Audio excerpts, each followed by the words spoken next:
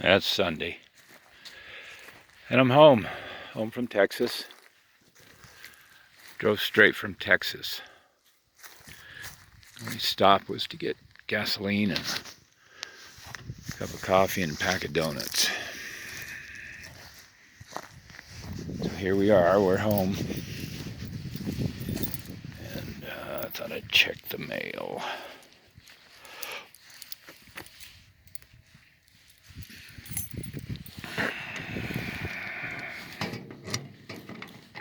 Kate already did, no.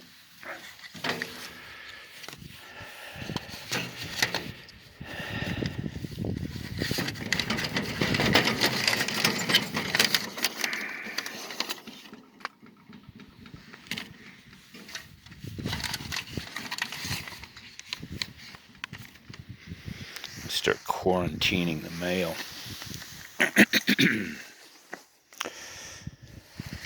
Ace, the helpful place.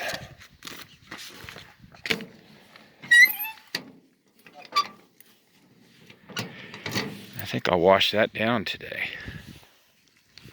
In fact, I'll get that done. Anyway, I thought I'd take a video of forget that, Heidi Weissner for trustee. I don't know who she is, but Kate's made an agreement to allow that to sit on the corner, in which personally I think I'm going to override that agreement. I don't know. Beautiful tree. Mulberry. It's nice. And the cherries. Uh-oh. That's not good. Put those up. Clean them and oil them. Anyway, we've got to finish the pruning on the trees. I'm going to start on that today. You can see the water shoots. This one, I cut this one back a little bit before I left, but getting back, we still have a few more to go. 1, 2, 3, 4, 5, 6, 7, maybe 8, 9, 10, 11 cherry trees I think I have left to prune. So I'm going to work on that today. And that's Steve next door. Steve Juneman. Great guitarist. Reminds me of a little bit of Carlos Santana, but Jean-Luc Ponty. Now that's a great guitarist. Anyway, Steve's very good neighbor. You can see the difference in the trees. I've pruned here, and then this is unpruned. So, and let's see, Kate got this one almost done. And that one back there, I'm going to clean it up a little bit. And then I'm tagging as I go. So, anyway, this one has not been touched yet. So I've got a lot to do. I have to get these pruned out completely and get Dorman oil spray on them. And I think if we are lucky and the weather holds out, we should have a real good crop of cherries. But look at that spruce tree. Oh my gosh, that thing is gorgeous. And you can see back over here, I'm thinking about picking up a few trout and stocking just to maybe put some German browns in there. Get a couple of lunker trout. Now we talked about it. This garden I'm going to get prepped, and we're going to go ahead and push food gardens this year. So this will go in. How do you like that birdhouse? Isn't that sweet? You can see we've got a lot of snow. Just above our house is still snow line. And this is the chicken run. I think we're going to add chicks this year. So, being that we're shelter in place, hell, why not? Let's shelter some chickens. This is overrun. I've got to get rid of all of this. Except that old jack.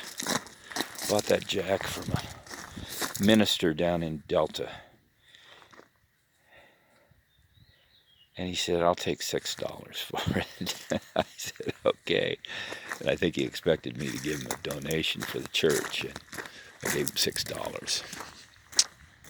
I guess that speaks volumes, doesn't it?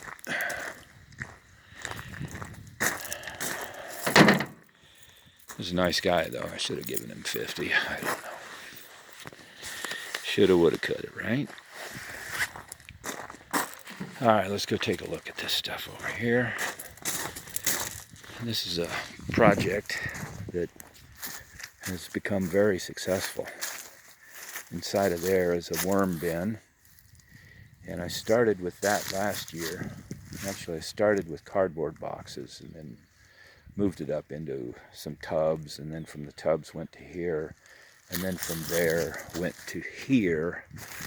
Had a few videos about it, but this is a compost, and right now it's starting to heat back up. This pile right here, I've leveled it off, and it's just full of worms. If I were to expose this, you would see worms in there.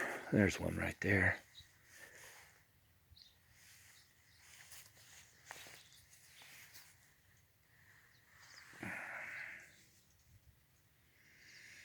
Anyways, that is actually compost with a lot of worms in it.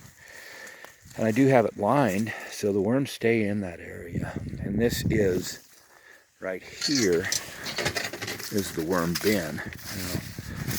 You can see that there's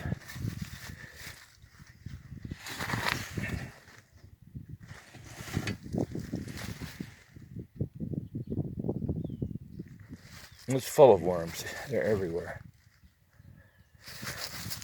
I'm guessing that inside of this bin is currently maybe 40 pounds of red wigglers. That's about 2.5, 3 feet deep, 2.5 feet deep. It's compressed down. I started here and it's come down about 6 inches during the winter. But that's all worm casting. And it's, I pull those worms and start building other worm beds, and have this as a worm bed. Right there, I would guess I could do 50 to 70 pounds of worms out of that this year. And if I set up another bin right here next to it, I think I'll go ahead and start with a third bin of worms and hopefully breed a couple 100 pounds of worms this year. Yeah. Workable. More like an experiment, and the byproduct of it is gardening, which in this year where we're at the coronavirus, whatever the hell that is, whether it's real or not, the fear is. And honestly, I'm sick of being afraid.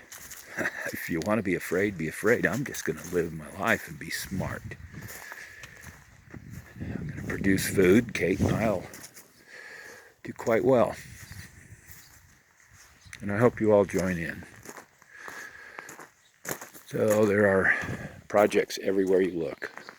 And I'm ready, willing, and capable of at least staying busy and staying happy. Plus, I've got my pipe to keep me warm. Well, see you soon.